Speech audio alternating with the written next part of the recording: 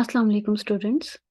Last lecture में हमने for loop देखा था और उससे पहले वाइल और डू वाइल लूप हम कंप्लीट कर चुके हैं।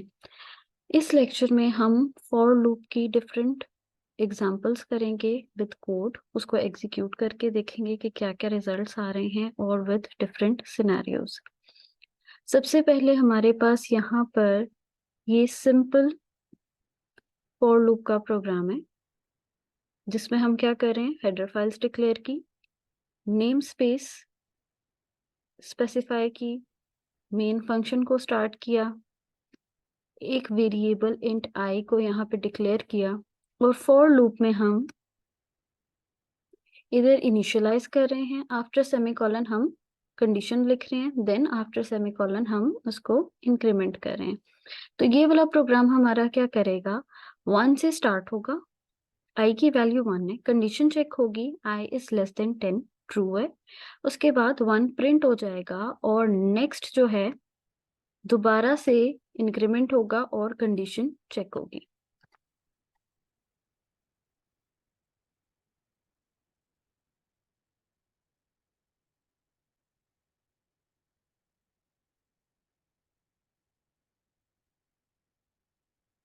कुछ कंपाइलर्स में अगर हम void मेन लिखें तो एरर शो होता है, तो उसको हम चेंज इसलिए कर सकते हैं कि हम उसके जो मेन से पहले है इंट स्पेसिफाई कर दें और एक इंटीजर वैल्यू रिटर्न करवा दें। अब ये वाला हमारा जो प्रोग्राम है ये क्या शो कर रहा है, हमें 1 से लेके 10 तक नंबर शो कर रहा है। स्टार्टिंग में इसने यहाँ पे 9 तक शो किए, उसके बाद हमारे पास एक स्पेस आ रही है, 1 लाइन स्पेस, और उसके बाद 10 आ रहा है। क्यों? क्योंकि कंडीशन थी i इज लेस देन 10। तो i जब 9 होगा तो कंडीशन ट्रू होगी, 9 प्रिंट हुआ, एंड एल से नेक्स्ट लाइन पे कंट्रोल आ गया। फिर उसके बाद जब i में इंक्रीमेंट होगा तो i 10 हो जाएगा and 10 is less than 10 false है। अगर हम इसको i is less than equals to 10 करेंगे तो फिर हमारी ये लूप 10 तक चलेगी, अदरवाइज ये 9 तक चलेगी। अब यहाँ पे जब मैंने उससे i is less than equals to 10 किया है तो ये लूप 10 तक चली है और नेक्स्ट जो इंक्रीमेंटेड वैल्यू थी वो 11 थी, और 11 के बाद क्योंकि कंडीशन फॉल्स हो गई है तो कंट्रोल आपका इस लाइन पे आ गया है। और यहाँ पर क्या है, सी आउट एंडल, एक लाइन का गैप स्पेस दी गई है, उसके बाद i की जो करंट वैल्यू थी, क्योंकि i की वैल्यू यहाँ पे 11 हो गई थी तो इसलिए यहाँ पे 11 प्रिंट हुआ है एंड देन जो है कर्सर नेक्स्ट लाइन पे चला गया। अगर मैं यहाँ पर इक्वल का साइन रिमूव कर दूंगी तो इसी तरह i इज लेस देन 10, 9 तक आपके नंबर्स प्रिंट हुए हैं। जो लास्ट नंबर था वो 10 था, जिसकी वजह से यहाँ पे आके कंडीशन फॉल्स हो गई थी, तो वो जो कंपाइलर का कंट्रोल था, एग्जीक्यूशन थी, वो इस लाइन नंबर 10 तक आ गया और i की वैल्यू जो है वो यहाँ पर 10 प्रिंट हो गई है।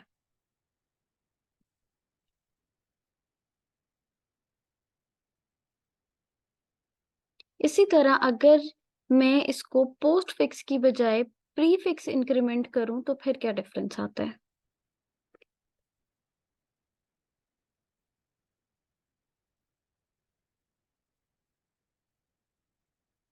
तब भी हमारे कोड का जो आउटपुट है वो सेम है। क्यों? क्योंकि प्री फिक्स इंक्रीमेंट हो या पोस्ट फिक्स इंक्रीमेंट हो, आपके पास जो यहाँ पर इंक्रीमेंट वाली स्टेटमेंट है, ये जस्ट यहाँ पे इंक्रीमेंट हो रहा है, ये किसी और को वैल्यू असाइन नहीं की जा रही, इस वजह से जो है आई की वैल्यू पे कोई इफेक्ट नहीं हो रहा, जो आपका आउटपुट है उस पे कोई इफेक्ट नहीं आ रहा।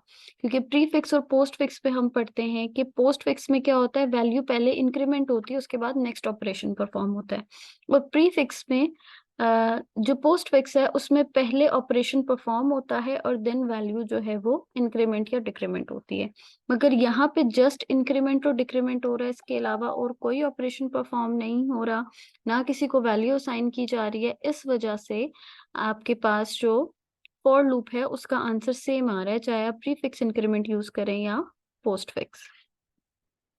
अब अगर मैं यहाँ पे एक और वेरिएबल डिक्लेयर करके j is equals to i, और यहाँ पे मैं पोस्ट फिक्स इंक्रीमेंट कर दूं, और साथ साथ हम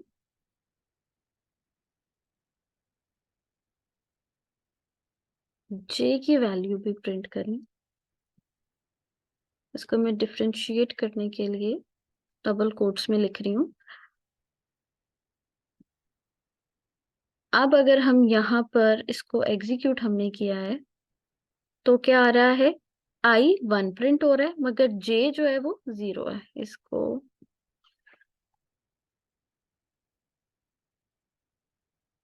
ऐसे कर देते हैं। हाँ जी, आई 1 है मगर जे 0 आ रहा है। क्यों?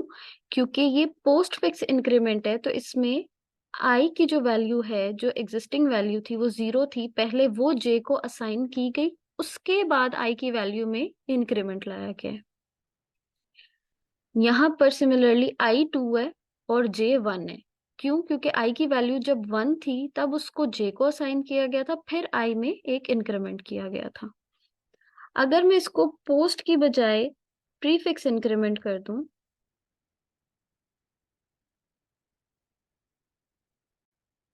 अगर मैं इसको पोस्ट की बजाय प्रीफिक्स इंक्रीमेंट करूं और यहाँ पे जे को कोई वैल्यू इनिशियली असाइन कर दूं, हम जे को भी 1 रखते हैं और आई को भी 1 रखते हैं। हम्म, तो अब जे को 1 इसलिए असाइन किया है क्योंकि जे में ऑलरेडी प्रीवियस वैल्यू आ गई थी आई की, तो इस वजह से हमने जे को इनिशियलाइज कर दिया है ताकि उसकी वैल्यू साथ साथ अपडेट रहती रहे, जो प्रीवियस वैल्यू है फिक्स्ड ना रहे। जे इज इक्वल्स टू 1 कर दिया है, आई इज इक्वल्स टू 1 कर दिया। अब क्या हो रहा है, अब आई और जे की वैल्यू सेम है, आई भी 1 है और जे भी 1 है। क्योंकि इसमें हो क्या रहा है कि पहले इंक्रीमेंट हो रहा है और फिर जे को वैल्यू असाइन की जा रही है। तो इसी तरह यहाँ पे आई 1 से 2 हुआ है और फिर जे को वो वैल्यू असाइन की गई है, तो इसमें आई और जे की वैल्यू सेम है। मगर अगर हम जस्ट लूप में लगा रहे हैं और किसी वेरिएबल को वैल्यू असाइन नहीं कर रहे, तो फिर हम फॉर लूप में चाहे प्रीफिक्स इंक्रीमेंट करें या पोस्ट फिक्स इंक्रीमेंट करें, आंसर सेम आएगा, आउटपुट सेम आएगा।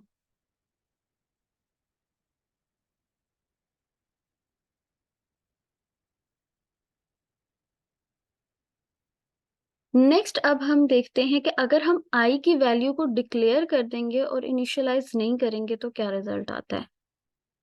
हमने जिस तरह पढ़ा था कि हम अगर यहाँ पे इनिशियलाइजेशन स्टेटमेंट रिमूव कर दें तब भी फॉर लूप के में कोई सिंटैक्स एरर नहीं आएगा।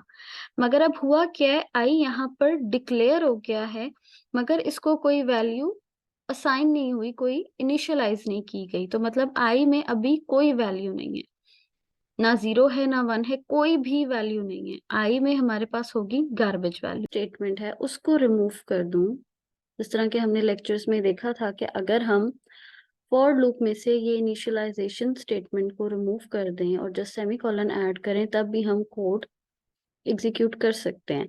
मगर यहाँ पे जो ये कोड है इसमें मैंने आई को इनिशियलाइज किया, आई को डिक्लेयर किया है मगर इसको किसी वैल्यू से इनिशियलाइज नहीं किया, तो मतलब यहाँ पर आई की कोई वैल्यू नहीं है क्योंकि मैंने I is equals to 1, I is equals to 0 या किसी नंबर से स्पेसिफाई नहीं किया।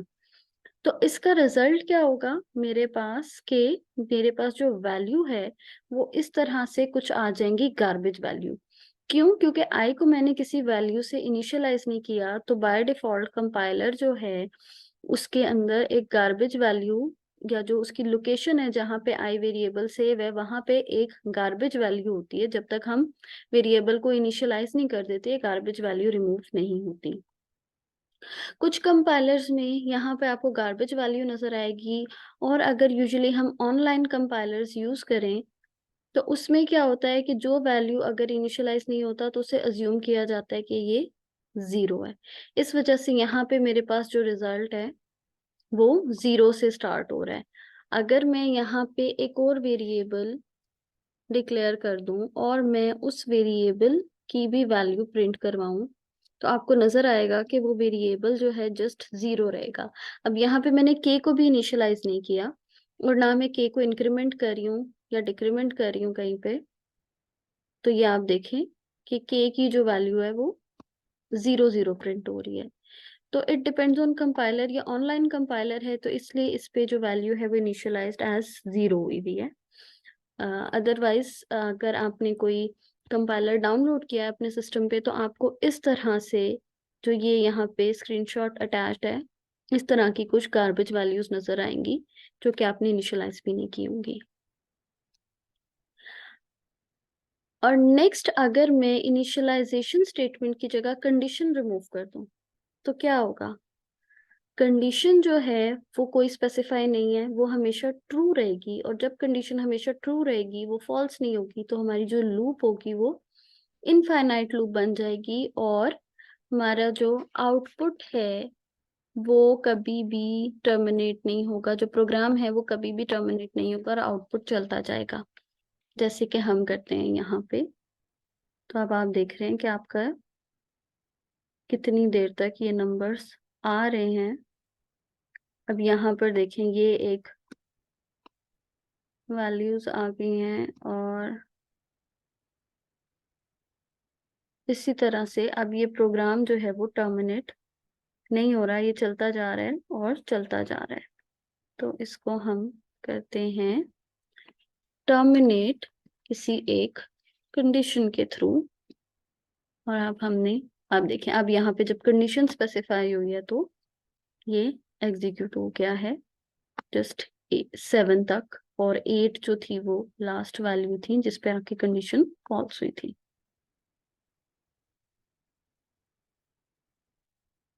और अगर हम कंडीशन स्टेटमेंट की बजाय इंक्रीमेंट या डिक्रीमेंट स्टेटमेंट जो है उसको रिमूव कर दें तो तब हमारा आउटपुट क्या आएगा?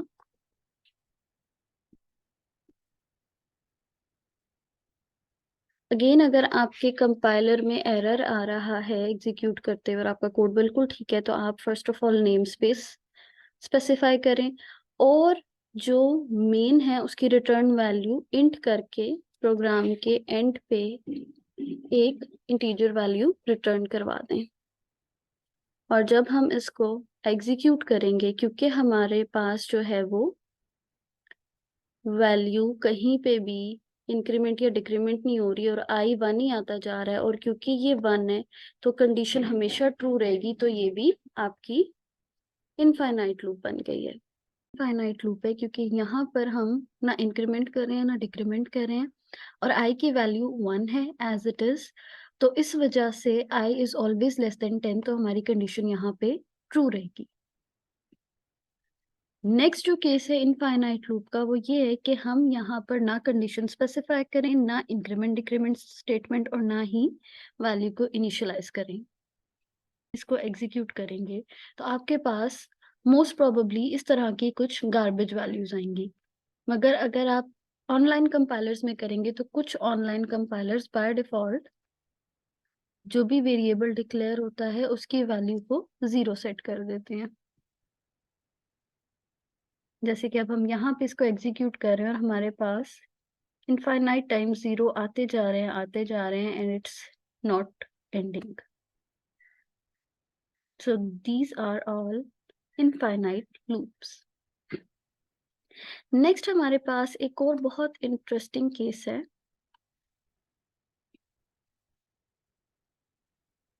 ये सेम उसी तरह के प्रोग्राम्स की तरह है जो हमने स्टार्टिंग में पहले 2 प्रोग्राम्स किए थे।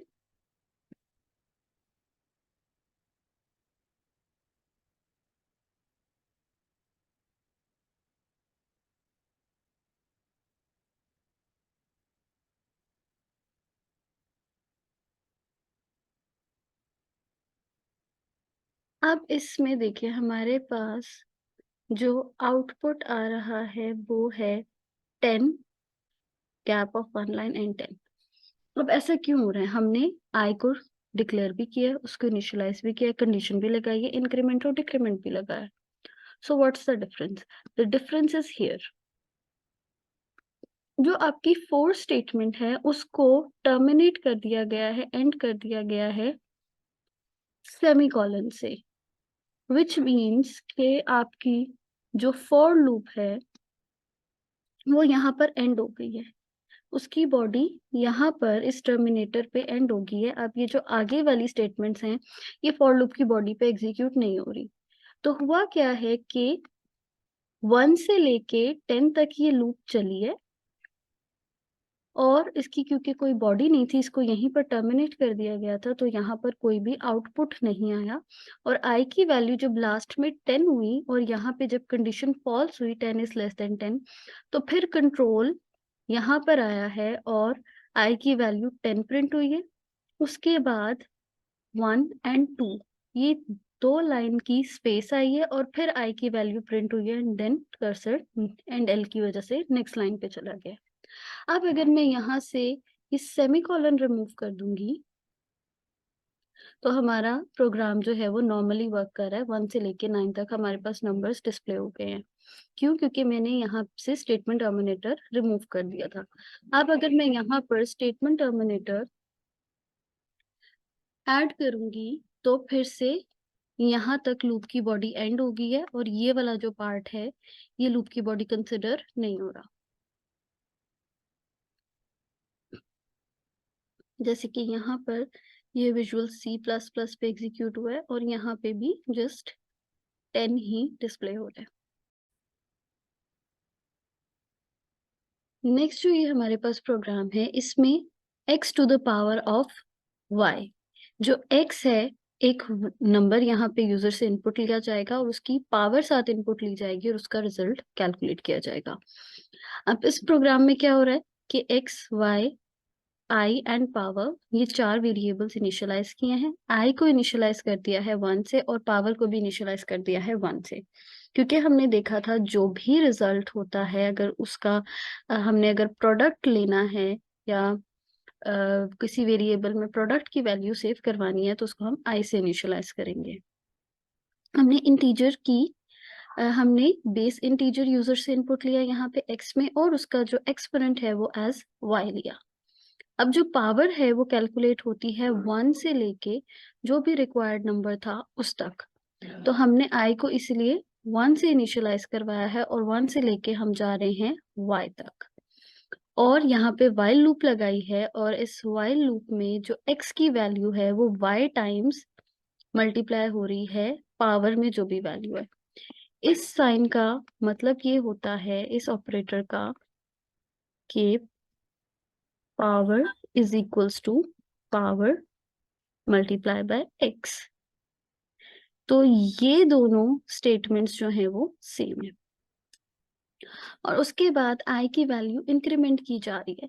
तो मींस i यहाँ पे 1 होगा और y की जो भी वैल्यू यूजर ने एंटर की है उससे लेस होगा तो x को मल्टीप्लाई कर दिया जाएगा पावर के साथ और उसका जो रिजल्ट है वो भी पावर में सेव कर दिया जाएगा। अब नेक्स्ट i की वैल्यू इंक्रीमेंट होगी जो कि 2 हो जाएगी और अगेन x को पावर के साथ मल्टीप्लाई किया जाएगा और उसका रिजल्ट पावर में सेव कर दिया जाएगा पावर वेरिएबल में। अब हम इस प्रोग्राम को एग्जीक्यूट करके देखते हैं कंपाइलर में। अब हमने एंटर करना है बेस इंटीजर। हम छोटा सा कोई नंबर लेते हैं, हम 5 लेते हैं। अब हमने करना है 5 की पावर 2। 5 into 5 we know 25 होता है, तो इसका आंसर चेक करते हैं। Here we go, we have got 25। इसको दोबारा रन करते हैं और हम लेते हैं बेस इंटीजर 2, इसकी पावर लेते हैं हम 3। अब 3 जब मैं एंटर करूंगी तो इसका आंसर आ जाएगा 8। यहाँ पे हमने बेस इंटीजर एंटर किया 2, जो पावर थी वो एंटर की 3 और आई था 1। आई जब यहाँ पे 1 था और ये y 3 था तो हमारे पास कंडीशन हो गई ट्रू। तो हम x को मल्टीप्लाई कर देंगे पावर से। x क्या है 2 और पावर में है 1, तो 2 1 सा 2 और पावर में हमारे पास सेव हो जाएगा 2। अगेन हम i को इंक्रीमेंट करेंगे और i यहाँ पर हो जाएगा 2 और पावर हमारे पास यहाँ पर था already 2। 2 is less than equals to 3, condition true हो गई। अब x की वैल्यू 2 है और उसको पावर में जो ऑलरेडी वैल्यू थी उससे मल्टीप्लाई करेंगे। 2 2 ज़ा 4, पावर में हमारे पास आ गया 4। देन i को इंक्रीमेंट कर लेंगे और i की वैल्यू यहाँ पर हो जाएगी 3। अगेन कंडीशन हमारे पास ट्रू है, पावर में 4 था, x की वैल्यू 2 है, अगेन 2 मल्टीप्लाई बाय पावर, 2 4 ज़ा 8, पावर में आ जाएगा 8। और यहाँ पे i की वैल्यू इंक्रीमेंट हुई और i की वैल्यू हो गई 4। अब यहाँ पे कंडीशन क्योंकि हमारे पास फॉल्स है तो कंट्रोल लूप से बाहर आ जाएगा और पावर की जो वैल्यू थी 8 वो डिस्प्ले हो जाएगी, जो कि हमारे पास यहाँ पर डिस्प्ले हो चुकी है।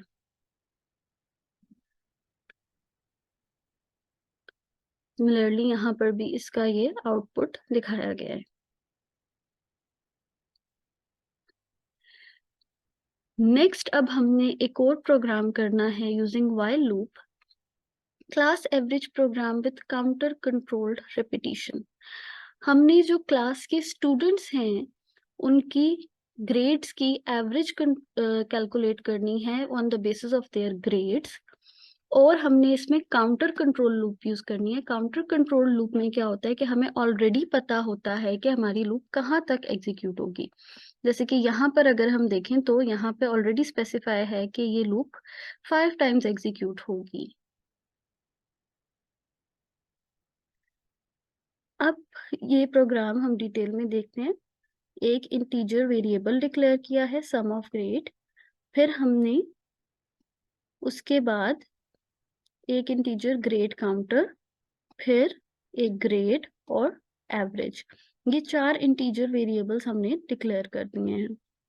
उसके बाद टोटल को इनिशियलाइज किया है 0 से, क्योंकि इसमें हम सम लेंगे, और ग्रेड काउंटर को इनिशियलाइज किया है 1 से, क्योंकि हम लूप 1 से लेके 5 तक चला रहे हैं। अब क्या होगा, 1 is less than equal to 5 condition जब ट्रू होगी तो हम यूजर से ग्रेड एंटर करवाएंगे।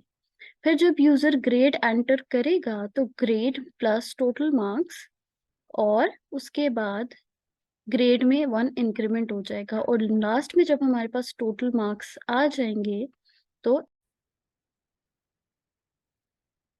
नेक्स्ट जो ये हमारे पास प्रोग्राम है इसमें x to the power of y, जो x है एक नंबर यहाँ पे यूजर से इनपुट लिया जाएगा और उसकी पावर साथ इनपुट ली जाएगी और उसका रिजल्ट कैलकुलेट किया जाएगा।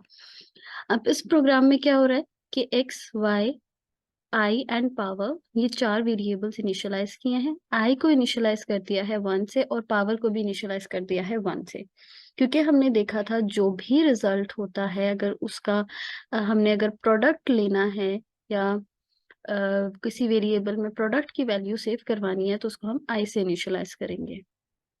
हमने इंटीजर की हमने बेस इंटीजर यूजर से इनपुट लिया यहाँ पे x में, और उसका जो एक्सपोनेंट है वो एज y लिया। अब जो पावर है वो कैलकुलेट होती है 1 से लेके जो भी रिक्वायर्ड नंबर था उस तक, तो हमने i को इसलिए 1 से इनिशियलाइज करवाया है और 1 से लेके हम जा रहे हैं y तक, और यहाँ पे while लूप लगाई है, और इस while लूप में जो x की वैल्यू है वो y टाइम्स मल्टीप्लाई हो रही है पावर में जो भी वैल्यू है। इस साइन का मतलब ये होता है इस ऑपरेटर का कि power is equals to power multiply by x। तो ये दोनों स्टेटमेंट्स जो हैं वो सेम है, और उसके बाद i की वैल्यू इंक्रीमेंट की जा रही है, तो मींस i यहाँ पे 1 होगा और y की जो भी वैल्यू यूजर ने एंटर की है उससे लेस होगा तो x को मल्टीप्लाई कर दिया जाएगा पावर के साथ, और उसका जो रिजल्ट है वो भी पावर में सेव कर दिया जाएगा। अब नेक्स्ट i की वैल्यू इंक्रीमेंट होगी जो कि 2 हो जाएगी, और अगेन x को पावर के साथ मल्टीप्लाई किया जाएगा और उसका रिजल्ट पावर में सेव कर दिया जाएगा पावर वेरिएबल में। अब हम इस प्रोग्राम को एग्जीक्यूट करके देखते हैं कंपाइलर में। अब हमने एंटर करना है बेस इंटीजर, हम छोटा सा कोई नंबर लेते हैं, हम 5 लेते हैं। अब हमने करना है 5 की पावर 2, 5 into 5 we know 25 होता है, तो इसका आंसर चेक करते हैं। Here we go, we have got 25। इसको दोबारा रन करते हैं और हम लेते हैं बेस इंटीजर 2, इसकी पावर लेते हैं हम 3। अब 3 जब मैं एंटर करूंगी तो इसका आंसर आ जाएगा 8।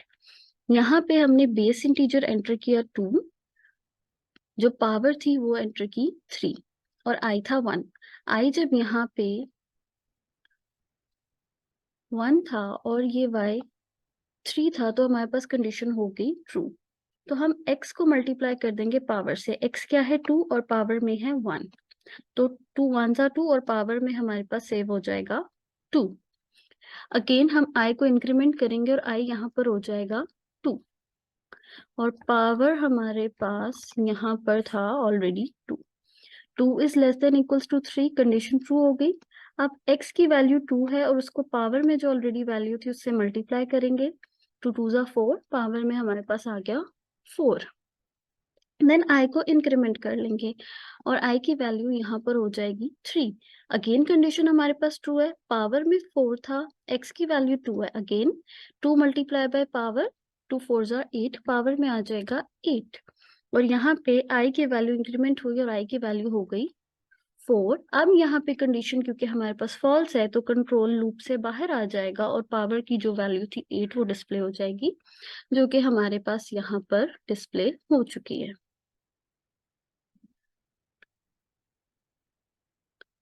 सिमिलरली यहाँ पर भी इसका ये आउटपुट दिखाया गया है। नेक्स्ट अब हमने एक और प्रोग्राम करना है using while loop, class average program with counter controlled repetition. हमने जो क्लास के स्टूडेंट्स हैं उनकी ग्रेड्स की एवरेज कैलकुलेट करनी है on the basis of their grades और हमने इसमें काउंटर कंट्रोल लूप यूज करनी है। काउंटर कंट्रोल लूप में क्या होता है कि हमें ऑलरेडी पता होता है कि हमारी लूप कहाँ तक एग्जीक्यूट होगी। जैसे कि यहाँ पर अगर हम देखें तो यहाँ पे ऑलरेडी स्पेसिफाई है कि ये लूप 5 टाइम्स एग्जीक्यूट होगी। अब ये प्रोग्राम हम डिटेल में देखते हैं। एक इंटीजर वेरिएबल डिक्लेयर किया है सम ऑफ ग्रेड, फिर हमने उसके बाद एक इंटीजर ग्रेड काउंटर, फिर एक ग्रेड और एवरेज, ये 4 इंटीजर वेरिएबल्स हमने डिक्लेयर कर दिए हैं। उसके बाद टोटल को इनिशियलाइज किया है 0 से क्योंकि इसमें हम सम लेंगे और ग्रेड काउंटर को इनिशियलाइज किया है 1 से क्योंकि हम लूप 1 से लेके 5 तक चला रहे हैं। अब क्या होगा, 1 is less than equal to 5, condition जब ट्रू होगी तो हम यूजर से ग्रेड एंटर करवाएंगे।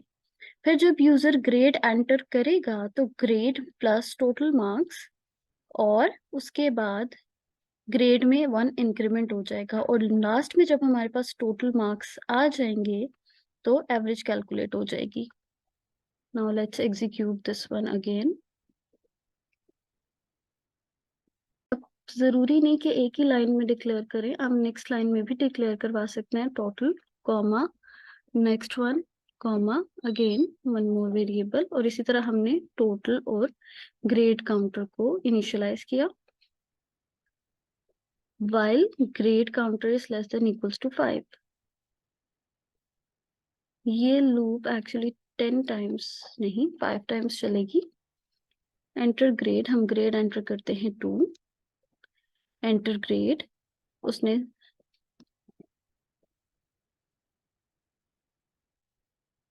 अब जब मैंने ये 5 टाइम्स एंटर किया तो मेरे पास क्लास की एवरेज कैलकुलेट होगी और क्योंकि ये काउंटर कंट्रोल लूप थी तो इसने मुझसे 5 टाइम्स ही ग्रेड की वैल्यू मांगी और उसके बाद ऑटोमेटिकली लूप यहाँ पे टर्मिनेट हो गई और यहाँ इस स्टेटमेंट पे आके क्लास की एवरेज कैलकुलेट हो गई। हम दोबारा से इसको एग्जीक्यूट करते हैं। ग्रेड हमने ऐड किया दिस, अब यहाँ पे काउंटर की वैल्यू 3 हो गई, फिर उसने वैल्यू मांगी काउंटर की वैल्यू 4 पे, again value then again value. अब जब यहाँ पे काउंटर ग्रेड काउंटर की वैल्यू 6 होगी, कंडीशन फॉल्स हुई तो हमारा कंट्रोल इधर आया, उसने एवरेज कैलकुलेट की और सी आउट स्टेटमेंट से हमें यहाँ पे एवरेज डिस्प्ले करा दी which is 52, the average of class.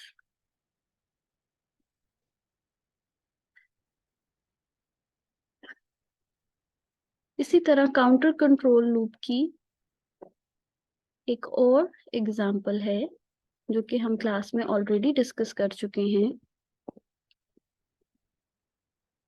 इसको दोबारा से एग्जीक्यूट करते हैं और सेम काउंटर को हमने 1 से इनिशियलाइज किया है, काउंटर 10 तक जा रहा है और काउंटर की वैल्यू डिस्प्ले हो रही है और ये इंक्रीमेंट हो रहा है। तो ये लूप हमारी 1 से लेके 10 तक नंबर्स डिस्प्ले करवाएगी, जिस तरह हमने फॉर लूप में किया था सेम उसी तरह 1 से लेके 10 तक व्हाइल लूप में नंबर्स डिस्प्ले हो रहे हैं।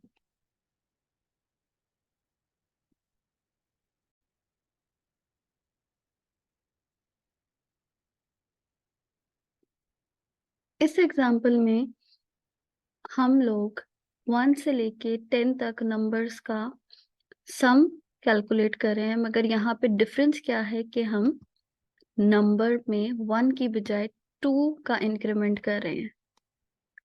तो यहाँ पे क्या होगा, 1, देन 1 + 2 3, देन 3 + 2 5 7 एंड 9 तक हमारे पास यहाँ पे नंबर्स डिस्प्ले होंगे और उनका सम कैलकुलेट होगा।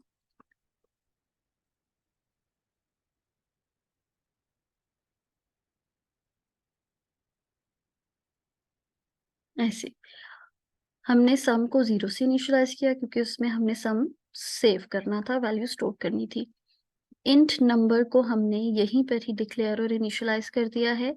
यहाँ पे कंडीशन लगाई, number is less than equals to 10 and number +2।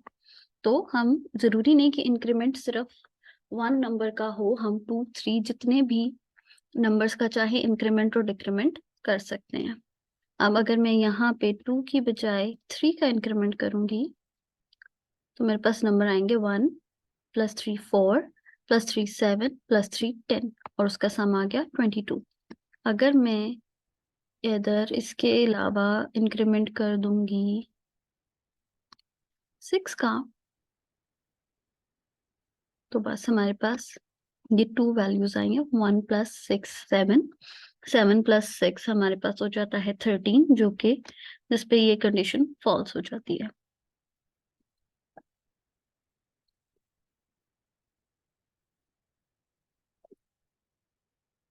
Next एक स्टेटमेंट जो लूप्स में यूज होती है कि आप कहते हो कि किसी एक स्पेसिफिक पॉइंट के बाद आपकी जो लूप है टर्मिनेट हो जाए, कंट्रोल उससे बाहर आ जाए। आपने 1 से लेके 100 तक फॉर एग्जांपल एक लूप लगाई है, मगर आप कहते हो कि अगर 1 से लेके 100 के बीच में लूप में अगर यूजर कोई वैल्यू ऐड कर देता है या यूजर जो है वो 50 तक पहुंचता है तो वहां पे लूप ब्रेक कर दी जाए। तो वो लूप जो आपने 100 तक लगाई थी वो 100 तक नहीं चलेगी, वो जैसे ही उसको नंबर 50 मिलेगा तो वो 50 पे ब्रेक हो जाएगी। तो इट मीन्स आपकी लूप 100 की बजाय 50 टाइम्स चली। अब ये हम करते कैसे हैं, ये हम करते हैं ब्रेक स्टेटमेंट से। ब्रेक स्टेटमेंट सी प्रोग्रामिंग में ऐसी स्टेटमेंट होती है कि जिसको आप जहाँ पे ऐड करते हैं लूप में या कहीं भी किसी भी प्रोग्राम पे, तो वहां से वो प्रोग्राम टर्मिनेट हो जाता है, ब्रेक हो जाता है। यूजुअली हम ये जो ब्रेक स्टेटमेंट है ये लूप्स में यूज करते हैं कि जो लूप हो अगर हमने उसे एक स्पेसिफिक कंडीशन पे स्टॉप करना है, हम नहीं चाहते कि वो लूप पूरी एंड तक एग्जीक्यूट हो फॉल्स कंडीशन तक, तो हम ब्रेक स्टेटमेंट का यूज करते हैं कि ब्रेक स्टेटमेंट पे क्या होता है कि कंट्रोल जो है आपका लूप से बाहर आ जाता है। अब ये जो प्रोग्राम है इसमें फॉर लूप है 1 से लेके 10 तक चल रही है, मगर जैसे ही इसको कंडीशन यहाँ पे लगाई गई है कि जैसे ही x की वैल्यू 5 होगी तो ब्रेक कर देना लूप को, कि लूप का कंट्रोल यहाँ से बाहर आके इधर आ जाए, कि लूप 5 से 6 पे ना जाए। यहाँ से जो कंट्रोल है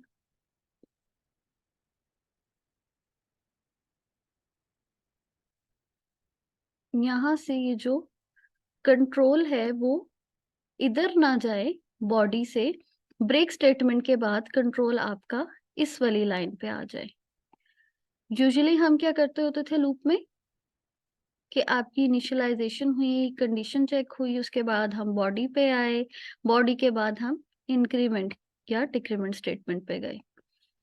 यहाँ पे जो है आपके पास इनिशियलाइजेशन कंडीशन ये चेक हुई। अगर आपको यहाँ पर ब्रेक स्टेटमेंट मिली है तो उसके बाद हम इधर नहीं जाएंगे, डायरेक्टली कंट्रोल लूप से बाहर इस लाइन पे आ जाएगा कि लूप की जो हमने एग्जीक्यूशन है उसको ब्रेक कर दिया है। अब इस प्रोग्राम को हम एग्जीक्यूट करके एक दफा देखते हैं।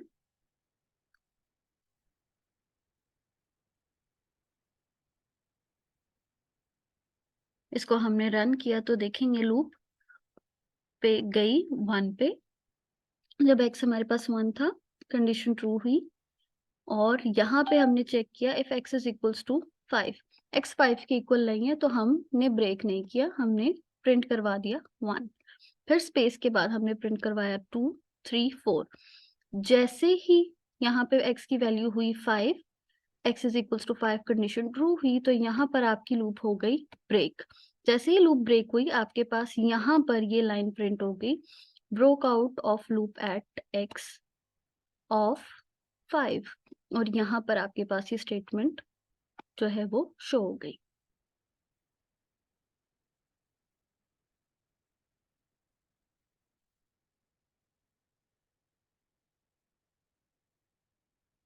इसी तरह ब्रेक के साथ साथ हमारे पास होती है एक कंटिन्यू स्टेटमेंट। ब्रेक क्या करती है, कहती है कि जहां पे भी ब्रेक का वर्ड आया है या ब्रेक स्टेटमेंट आई है वहां से आपका जो लूप है उसको प्रॉपरली टर्मिनेट करके इस जगह पे लूप की बॉडी से बाहर आ जाओ। मगर जो कंटिन्यू स्टेटमेंट है वो कहती है कि जैसे ही कोई स्पेसिफिक वैल्यू मिले, लूप चल रही है, तो उसके नीचे वाली स्टेटमेंट्स को इग्नोर कर दो और कंट्रोल दोबारा से लूप की पास ले जाओ, लूप से बाहर नहीं लेके जाओ।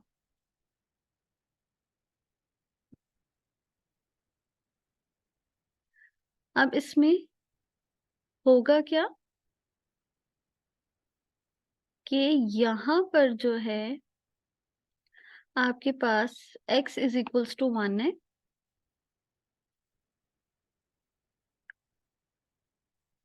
x is equals to 1। फिर उसके बाद कंडीशन चेक हुई, ये कंडीशन चेक हुई, कंडीशन ट्रू थी। If x is equals to 5, अभी x 1 है, 5 के इक्वल नहीं है, तो हम यहाँ पर कंटिन्यू नहीं करेंगे, हम ये वाली स्टेटमेंट पे x को प्रिंट करवा देंगे। फिर उसके बाद x हो जाएगा इंक्रीमेंट। फिर इंक्रीमेंट के बाद फिर कंडीशन चेक होगी, x ट्रू होगा तो x की वैल्यू प्रिंट हो जाएगी। फिर जब इंक्रीमेंट करते करते x की वैल्यू 5 होगी तो हम इस कंडीशन पे आएंगे, और यहाँ पर ये कंडीशन हो गई है ट्रू। जब ये कंडीशन ट्रू है तो इट मीन्स कि हमने लूप को कंटिन्यू रखना है। कंटिन्यू मीन्स कि हम यहाँ से नीचे नहीं आएंगे, डायरेक्ट कंटिन्यू से कंट्रोल इधर चला जाएगा। ब्रेक स्टेटमेंट में कंट्रोल यहाँ बाहर आ रहा था, अगर कंटिन्यू स्टेटमेंट में कंट्रोल यहाँ पर चला जाएगा। कंटिन्यू स्टेटमेंट कहती है कि skip the remaining code in loop, कि जैसे ही कंटिन्यू स्टेटमेंट मिली ये वाला कोड छोड़ दो, इसको एग्जीक्यूट नहीं करना। कंटिन्यू के बाद हम दोबारा इधर फॉर लूप पे चले जाएंगे। अब हम इस प्रोग्राम को एग्जीक्यूट करते हैं।